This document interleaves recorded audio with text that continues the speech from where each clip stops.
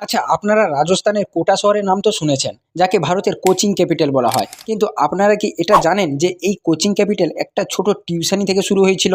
চলুন জেনে নিই। ১৯৭১ সালে Binod Kumar Bansal sir engineering complete করে কোটায় জেকে সিনথেটিক্স কোম্পানিতে জয়েন করেন। কিছু বছর পরে বানসাল স্যার মাস্কুলার ডিজেন্ট্রফি নামক রোগে আক্রান্ত হন, যার জন্য ওনাকে হুইল চেয়ারের সাহায্য নিতে হয়।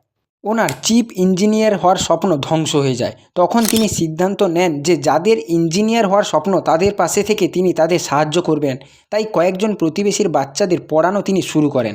১৯৮০ সালে তিনি মাত্র ৮ জন স্টুডেন্টকে পড়ানো শুরু করেন। তাদের মধ্যে কিছু স্টুডেন্টের অ্যাডমিশন আইআইটিতে হয়ে যায়। তারপর এটা রটে গেল যে বনসাল স্যারের পড়ানো স্টুডেন্টরা খুব সহজেই অ্যাডমিশন পেয়ে যাচ্ছে।